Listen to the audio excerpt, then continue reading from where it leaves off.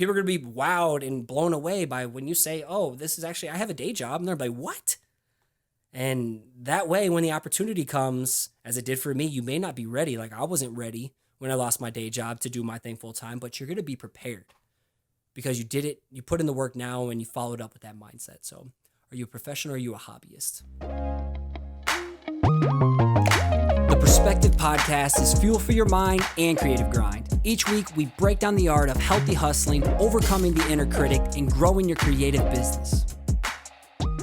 What's going on? You're listening to episode 195 of the Perspective Podcast. I'm your host, Scotty.D.Russell of Perspective Collective, and my mission is to help you grow a fulfilling, profitable, and sustainable creative side hustle, or whatever your creative pursuits may be. At the end of each episode, I plug a listener of the week, so stick around to figure out how you can get a permanent shout out on a future episode.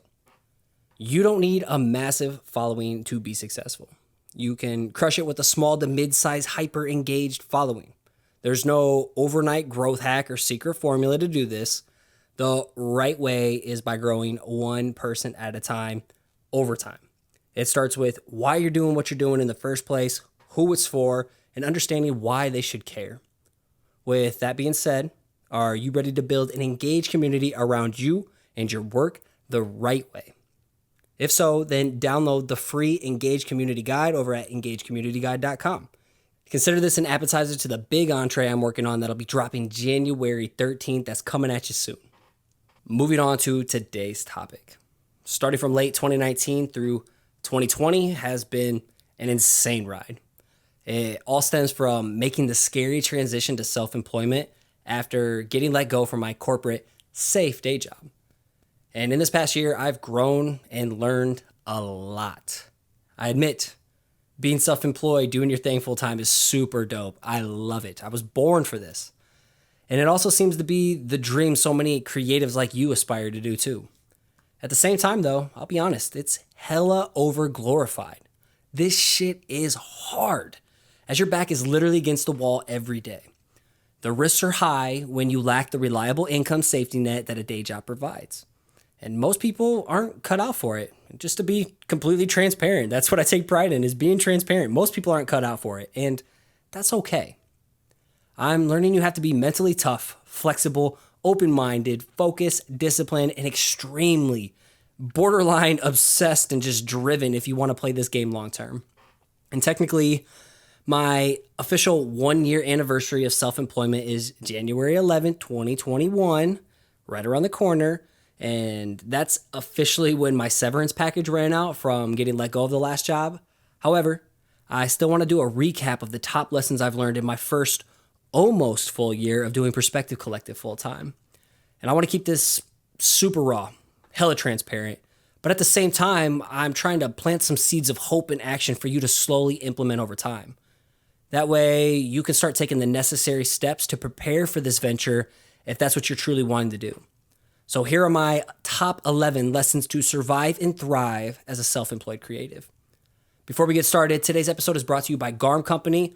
That stands for Graphic Artist Resource Merchant. And they are a newly opened boutique-style shop for designer tools, resources, and goods crafted together with some of the most talented designers in the business. Their textures, brushes, fonts, and courses help you achieve that highly desired professional polish while saving you tons of time and not breaking your bank. So visit garmcompany.com/Scotty, that's Scotty with 2 T's and a Y, and use the code PIZZA20 to take 20% off your purchase. And this even works on sale items. So if something's 50% off somehow, they're running a deal, you can use PIZZA20 on top of it for an extra 20% off. Killer, I know, right? Again, that's garmcompany.com/Scotty, PIZZA20. Also, shout out to you Patreon supporters who financially back the show. Like my family at Iron Bean Coffee Company, with as little as your weekly cup of coffee, your support directly helps the show continue to grow, allowing me to invest in the podcast team, equipment, and hosting. To learn more about how to back us and the pledging rewards that you'll get, visit patreon.com/perspectivepodcast. We couldn't do what we do without you, so thank you so much. And one final thing, if you found value in this episode, it would mean the world to me if you took a screenshot or a video of you working to this in the background. Tag me on Instagram stories so we can connect and I can reshare the love back. And as always, keep an open mind and act on anything that inspires you today. Let's go. Here we go, kicking this off with lesson number 1. You got to establish those healthy routines. That's been so important. Take care of your home. And what I mean by this is self-care is the best care. And there's this quote from Kobe Yamada: be good to yourself. If you don't take care of your body, where will you live? Hence why I'm saying take care of your home. And for me, one of the biggest things that's been huge for me is my morning rituals. And this is something I've had to get back into. I lost track of it when I started self-employment, and with kids at home and then COVID hitting, just so many different things. And into this last quarter, I've been getting back into my morning rituals, which has helped me get here when it was a side hustle. So that's what I think my morning times is what really treated myself as a professional and what exploded my work. So my current morning rituals, a book I want to recommend is My Miracle Morning by Hal Elrod. I want to make sure I add that in the show notes. Let me take a note. My Miracle Morning show notes. But here's my current Miracle Morning ritual going on right now. So I wake up early. I try to get up an hour before. I don't want to say try. I get up an hour before my normal wake up time of 6 a.m. So I get up at 5 a.m. Start the day with some lemon water. I sit in silence. I stretch. I do a morning meditation, and then I read.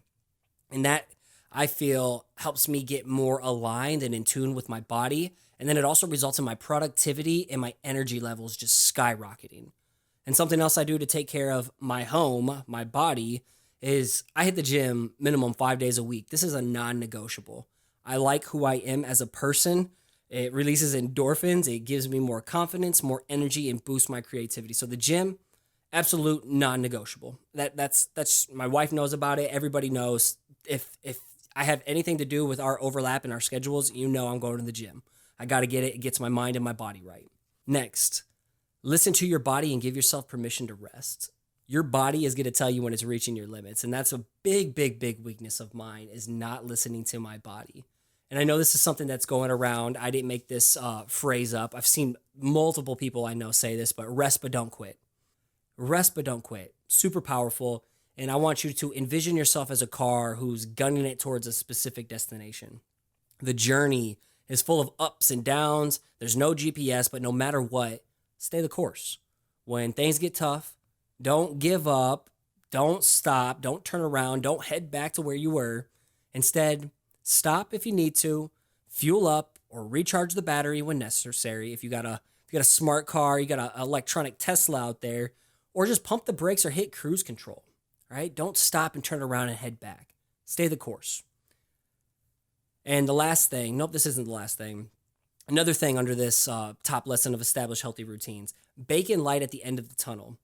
And doing this helps avoid burnout. And I try to do this every 7th week of the podcast. So if you hear a best hits coming on, it's because I've implemented a light at the end of the tunnel. The only time I may miss the 7th week, if there's something important that's like a launch or something around from promotional reasons. So that's why I say I try. For most of the time, 90% of the time, I'm going to take that every 7th week off. Okay, lesson number 2, have a plan. And if you're one of my students, you know I preach this all the time. It's so important to have a plan. And for me, having a plan this year, what I started working on was creating a visual calendar within a project manager. I switched over to Notion this year. It's free. It's great. I'll mention that in the show notes as well. Start by planning quarterly. And you could even do this like if you're someone right now just doing passion projects. You can start building this into your disciplined routine now. So start by planning quarterly and view this as like 4 separate sprints. And by viewing and breaking your year down into quarters, it allows you to set big targets for the year. Like once a quarter, I'm going to tackle this. I'm going to tackle this. Like Q1, I am going to do a coaching program and potentially a product launch. Q2, I'm going to do this. Q3 is another coaching program launch. Q4 is another product launch. So when you know the big items you want to tackle, from there, you can break them up into smaller, achievable tasks. So understand what's your big target and then break it down, reverse engine it for there. So when you start by planning quarterly, well, then next you want to break your quarters into monthly planning. And once you get your kind of months plan down, then you want to go deeper and start breaking down your months into weekly planning. And from there, your weekly planning gets positioned into daily planning. And I think that's where I thrive the most. And that's where I want to challenge you to really work on is plan your next day's attack the night before. And that was huge for me. That was huge when this Perspective Collective was a side hustle. I would plan my nights before. And then I would wake up in the morning and I would grind before I even clocked in at the day job. I would get like my biggest top priority done first thing before I even went to the day job and clocked in on someone else's dream because I had a plan the night before. So very powerful stuff. Have a plan. Lesson number 3, master the art of saying no. Can't say I've mastered it, but damn it, I've gotten a lot better, especially this year doing your thankful time. You have to protect your finite time and energy. No one is going to do it for you. You can always make more money, but you can never get back your time. All right? Protect your time and protect your energy too, especially this year with how 2020 has been with a pandemic and election year. Oh my goodness, you got to protect your energy. You have to do it. Otherwise, you're going to fall for the trap and being online for social media, not treating social media like it's a tool, and get lost in scrolling and get lost in the comments, getting lost on other people's posts. It's horrible. Social media is a tool. You got to say no to that shit when you start like veering off the course. And you have to know what's most important to you during the season that you're in that's going to make the biggest impact on your business. And I'm saying you, but really this is me, what I'm learning, but I'm like position it to you because maybe I'm talking and saying something you need to hear right now. And also important for me, which hopefully is important for you too, is you got to adapt the motto or the filter. If it's not a hell yes, it's a hell no. So if you're just starting off in the beginning, I said yes to everything. Experiment. You can still experiment with intention. And I talk about that in an Instagram TV session a couple weeks ago. Now I'm speaking in the future. So a couple weeks ago, go to my Instagram TV. But saying no when you've kind of found your groove and you're ready to explode and take your stuff to the next step. You're ready to take yourself more seriously and get bigger results. You're past the introductory or the exploratory phase is what I like to call it. You're ready to go to the next level. Well, hell yes and hell no is going to come into play. So saying no, it gives you the power to say yes to the main things that move your business forward, your side hustle forward. So whenever you say yes, anytime you say yes, you fill your time. Anytime you say no, you create more bandwidth and more room and more allocated time blocks for a hell yes opportunity to come your way. So if you just say yes to something that just sounds kind of cool, it's a kind of good opportunity, but it doesn't truly align to what you want to do, what you want to be known for, what you're trying to accomplish during this season, during this quarter, during this month or this week. Well, what you really just did was just say no to that future move, that future hell yes opportunity. So just saying yes to things that aren't lighting you up, it's going to take up your time. It's filling your time for something more important that could be coming your way. And this is a important quote that I heard recently is focus is not about what you say yes to. Focus is about what you say no to. So if you have a hard time focusing, it's probably because you said yes to too many things. Shiny object syndrome, Superman syndrome. You got too much on your plate. And this quote from Steve Jobs, people think focus means saying yes to the thing you've got to focus on, but that's not what it means at all. It means saying no to the 100 other good ideas that there are. You have to pick carefully. So focus is about what you say no to. Important thing right there. Number 4, this is huge for me. This is year after year after year. I'm learning to do this better and better and better. And this has been a massive one for me, especially now that I have 40 hours a week to do me, even though it's probably more than 40. But do one thing at a time. Again, my fall 2020 students, man, I am just like drilling this in their heads because this works. All right, you have to be more intentional. And the hardest, yet the best thing I've begun to implement in my practice for the last couple of years is focusing on doing one thing at a time instead of trying to multitask. When I find myself doing too much, I usually get stressed out. I have mad anxiety. I feel super overwhelmed. And I usually get burnt out because I'm doing all the things, Superman syndrome, like plate stacked high of a bunch of shit that's not even important. Or I get too paralyzed to take any type of action because there's so much I want to do, even though it's not important, aka shiny object syndrome. So when you're multitasking, you're splitting your focus and your energy, and you're getting subpar results. And the homie Ron Swanson from Parks and Recs out there said, never half-ass 2 things, whole-ass 1 thing. And I couldn't agree with that more. The first time I heard it, I thought it was funny, but a couple more years into it after I heard it, I'm like, damn, that is so true. Go all in on one thing at a time. Do one thing each day. That's going to help you get to where you want to be instead of looking at this massive task list that feels impossible to attack. You don't know where to start because you don't have your priorities straight and you're trying to do everything all at once. And something I read in the book, The One Thing from Gary Kelly, like another thing I need to add to the show notes here. He talks about creating a bunker and sweeping for mines. So creating a bunker, what he's essentially saying is optimize your work environment, clear it out, eliminate distractions, and then sweep for mines. So eliminate all potential distractions. So optimize your work environment. For me, it's closing the door so my cats can't get down here, setting the lights down low, just getting my work environment, my atmosphere dialed in, ready to go. And then when I sweep for mines, I'm closing out all the browsers. I'm setting stuff to do not disturb mode. I'm making sure wifey just knows, like the calendar says Scotty's in a busy block right now. Just don't call, don't bother Scotty unless it's an emergency. So that's what I mean by sweeping for mines. And doing this, creating a bunker and sweeping for mines, it's going to help you become a better master of your time and project management, because now you're operating from a single top priority versus that mountain of tasks that I talked about before. And here's another important thing. When you knock out the one thing, tackle the next important priority, the next important task on your list. Instead of trying to do 3 things at once and all of them are trying to share the top priority, do the first thing. What's the number one thing? When that's done, go to the next thing. So you right now with your side hustle, if you could tackle one thing each day, maybe you only have 15 or 30 minutes each day, what's the one thing that you could do right now that would be most important for your business? So maybe the one thing is you got to finish your drawing that'll go out within 3 days. You have 3 days to do it. So maybe in 2 days, your first A task is to get started, get 50% done. That's day one. That's a huge task. If you can get through that, hell yeah. Maybe day 2 is you got to finish the drawing and take a photo of it. Day 3, you got to write the caption and get it posted later. That's how it would work for me. So that one big task can be broken into several smaller tasks. Let's go to number 5. Accept that the work will be there tomorrow. Accept that your day is a success if you knocked out your top most important task. So if you did one thing a day, each day, that is just going to compound and build insane momentum over time. Even if you only have 15 to 30 minutes a day, that's fine. My student Wilmar just crushes it right now with 15, 30 minutes a day. He's a beast, and all just strings and compounds and leads to insane momentum doing that over and over each day. And if you could just do one thing done each day, then that's a success. And all the other tasks that were on your list, accept that it's going to be there tomorrow. The rest of your work isn't going anywhere.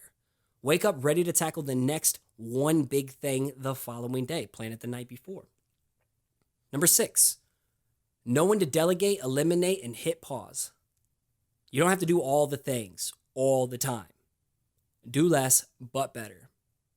That has been my New Year's habit for the last 3 years, going on 4 years this year. Okay, that's me getting better and better because I suffered from shiny object syndrome and Superman syndrome. Do less, but better. Do less, but better. I need to get that shit tatted on my forehead or just something sometime. That way, when I look in the mirror, I just remind myself, okay, you don't have to say yes to everything. And if you have the means, delegate your admin work to someone to free you up for more bigger picture, top priority tasks. Like I brought on a podcast editor, Anya, a couple years ago. With any side hustle money I made, it was just delegated to go toward Anya. And then I brought on Paige to help me with proofreading. Then Colton came on and helped me with video. And now Hannah's helping me with social media on the podcast account just because I can't maintain it all, as well as my main account, Perspective Collective.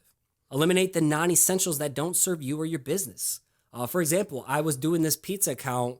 I love drawing pizza, and I made a Fresh Slice Friday little prompt. I was drawing a slice of pizza every Friday and would go on my pizza drawing only. But then it was taking me away from the podcast and more important opportunities. So that was just something I had to eliminate. It was fun, but it wasn't serving me at all. I thought maybe I would land a job, a pizza client. And then I was like, you know what? I don't even care about freelance. So why am I doing this? So we talked about delegate, eliminate, and then hit pause and put things you'd like to do but aren't important on the back burner. This isn't a life sentence, as you don't have to say no forever to whatever it is that you really want to attempt, but maybe it's just not a good fit during this season. It's more of a distraction. So delegate, eliminate, or hit pause. Number 7, do what's most important versus most fun. And this is, if you're going to do your thing full time, this is hard. But your work should be play right now. I hope what I put out there in the world is helping people tap into the work that feels like play versus comparing themselves and their paths to what someone else is doing. Give yourself permission for that exploratory phase to really find what work lights you up. Like the work I do every day lights me up, but it's not always the most creatively fulfilling and fun. So often the top priorities that move your business forward don't typically scratch the creatively fulfilled itch, if that's a thing, Like for me, drawing is super creatively fulfilling and therapeutic, but I just don't have the bandwidth during these seasons because I need to make money and I don't do freelance. My money comes from affiliates, sponsors now, coaching, and products. That's it. That's where I can make the biggest impact too and provide the most value to people. So just me drawing is more of a selfish thing these days. Yes, I still think it's important, but during this season, it's just something I have to say no to and accept that my fulfillment needs to come in other ways in terms of impact, not necessarily just therapeutic and drawing and getting lost in a drawing. For me, having conversations, generating leads, serving students, and creating hyper-focused content is what propels my business forward. And writing, outlining, podcasts, scheduling stuff with other people, and just constantly building new relationships. That's the shit that moves my business forward, opposed to my love for drawing.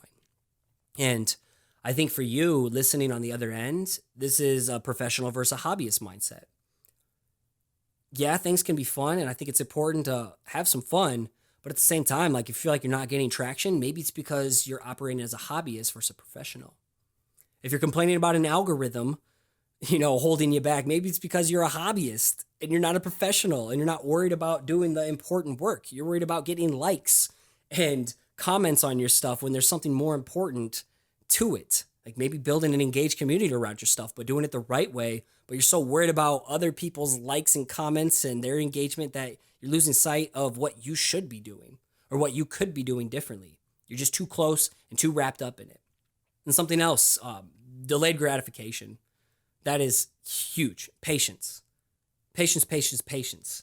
And I know for me, eventually I'm going to get to a point where I can pencil in time blocks to just play more often, but I'm not fully there yet. I don't have my fully funded 6 months of expenses covered up, so my family is ready to go. If something happened where work doesn't come in, we're going to be all right. I don't have that fully built up and funded yet, that emergency fund, that nest egg, so I can't fully start investing until I get that funded. That's like my goal right now. And that's what I mean by do what's most important versus what's fun and most creatively fulfilling. There's other ways to be fulfilled through impact and service and making a difference in people's lives. So providing value. And that's what I'm focused on, because to me, that brings in more money for my business. Number 8, Mondays are better than Fridays. If you hate Mondays, it's most likely because you hate your job and you don't have anything in your life you're excited to pursue. If I'm keeping it 100 with you, just keeping it real, loving Mondays in a traditional world that hates them is a choice. It's a mindset. It's a professional mindset. If you can master the mindset that Mondays are dope when you have a day job, Mondays are going to become your favorite day of the week when you're able to do your thing full time. I worked in a corporate atmosphere and everybody's like, Mondays, got to get through the day today, or 2 more days until Friday. They live for the weekends. I'm like, dude, you're done. Like, I can't be around you. You're toxic for me. I'm picking up your bad energy. I went into it. Mondays are dope. Mondays are a day I get to pursue my business, my side hustle. I get to get better. I get to make an impact on people. Mondays are dope. Weekends are dope too, because I get to be with my family, but like, Mondays are sick. I love me some Mondays. Get me in my zone, start my morning off, get my miracle morning routine done, and then just come and crush it with my work. Love it. Number 9, expect chaos, and in parentheses I have, and do your best to plan for it, but that's basically impossible. So being self-employed is a roller coaster, and you need to expect the unexpected, and there's always some type of fire to put out. Like there's always going to be something popping up. And this year alone, I've had to navigate through a pandemic. My kiddo's getting sick. My wife has been having some health issues in this last quarter of the year, which sucks. And we're trying to figure it out. We haven't figured it out yet, but there's just so much more going on that you don't necessarily know about. And you got to expect that chaos. Being an entrepreneur means you got to be able to handle chaos and just respond. Take responsibility for whatever happens. Don't play a victim of your circumstances, and just how are you going to respond? And that's what it is with everything on my plate. It's always just mindset. Me and Emily's motto is roll with the punches. All right. That's what we're made from. Grit. We persevere. We've been through some shit together, and we just roll with the punches. That's the mindset. Number 10, document, journal, and organize. It's important to journal what's on your mind and what you're grateful for. You got to get stuff out of your mind onto paper, onto screen, whatever, type it out there versus internalizing it. And acknowledging things you're grateful for each day will put the bigger picture of how good you have it into perspective. And when you don't focus on gratitude, you start focusing from a mindset of lack. You see what someone else has that you don't have. You see what someone else is doing and you're not doing. You lose sight of the cool shit you have accomplished. You lose sight of the wins, whether big or small, that you had this year. You lose sight of the shit that someone else in some worse circumstance would kill to have what you have right now. Would kill to have the ability to build some type of side hustle business or draw and share your work on Instagram. Like, people would kill to have what you have. those Nikes on your feet, that car you're driving, even if it's a busted up turd that you're driving, someone would kill to have what you have. Have some gratitude.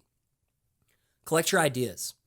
Don't let them escape and become someone else's. So for me, I will never run out of ideas to talk about when content or whatever I'm drawing. I have ideas that I just haven't been able to get to for years. And that way, if for some weird chance I had some spare time and nothing to do and I was bored, like I can't be bored. I have too many ideas I want to capitalize on. So I collect my ideas in Notion.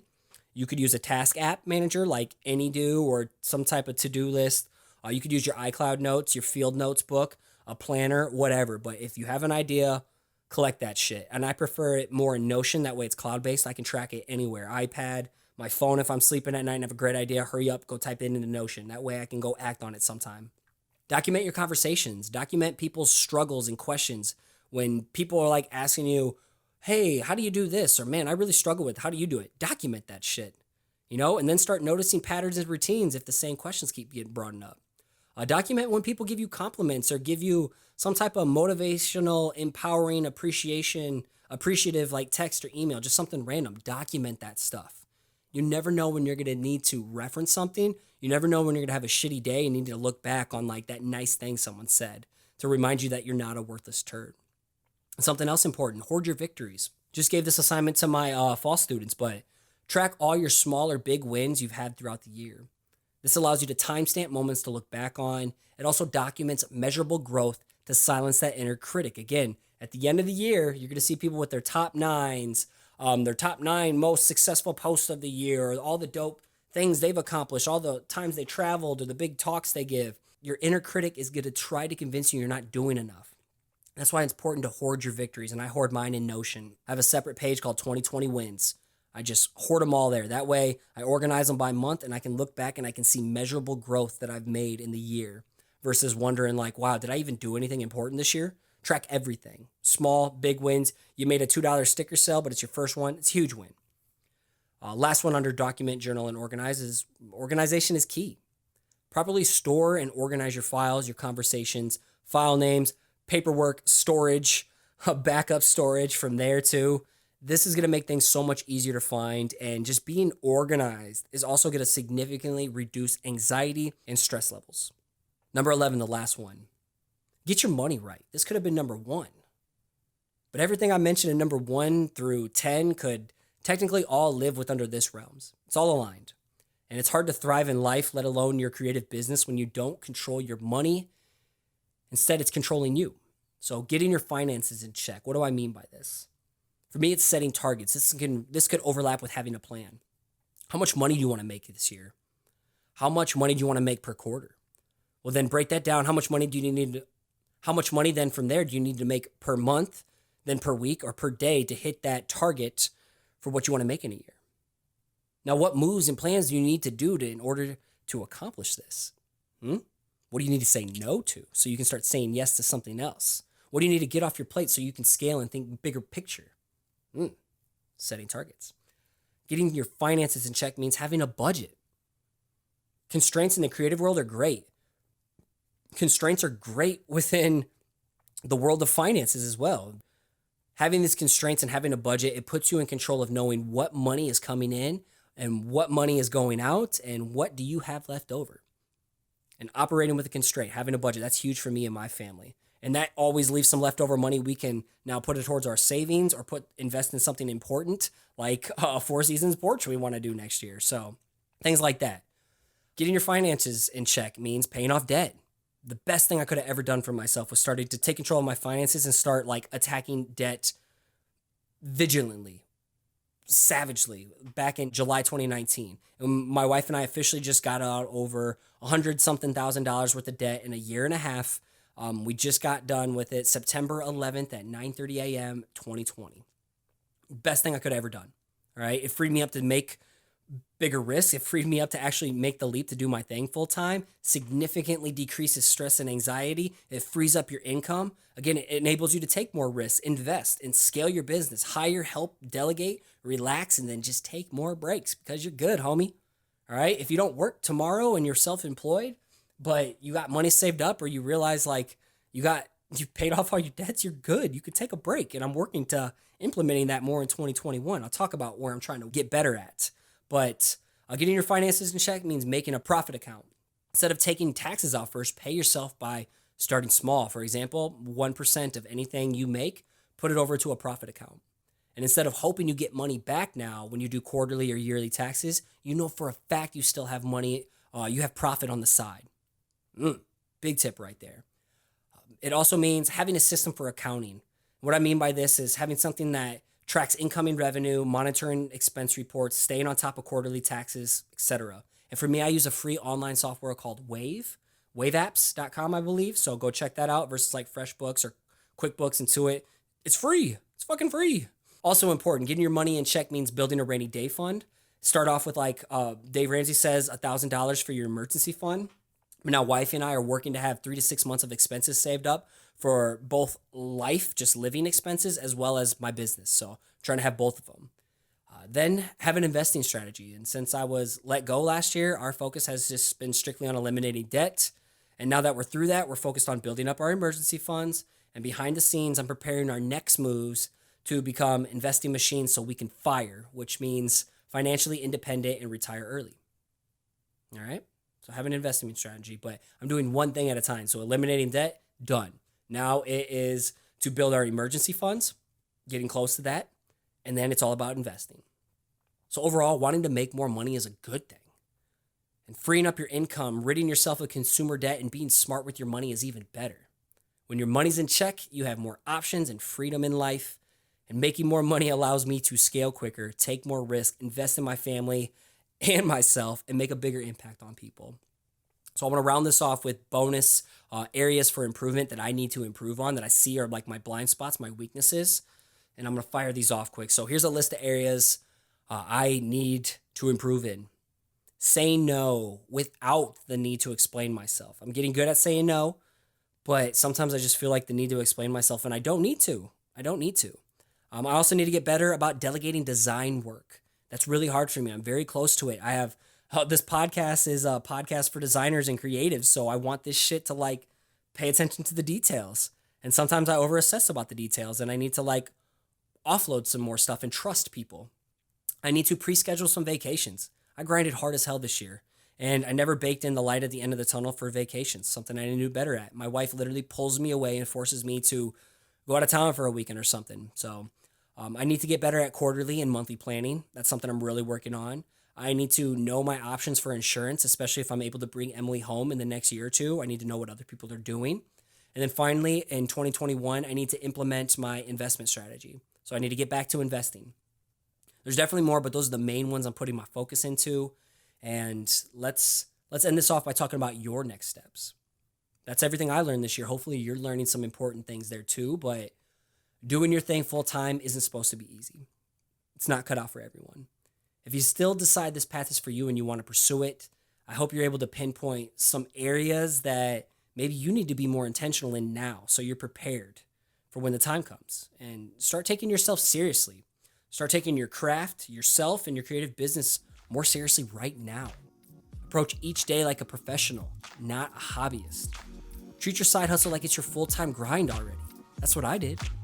And people are going to be wowed and blown away by when you say, oh, this is actually, I have a day job. And they're like, what? And that way, when the opportunity comes, as it did for me, you may not be ready. Like I wasn't ready when I lost my day job to do my thing full time, but you're going to be prepared because you did it. You put in the work now and you followed up with that mindset. So are you a professional or are you a hobbyist?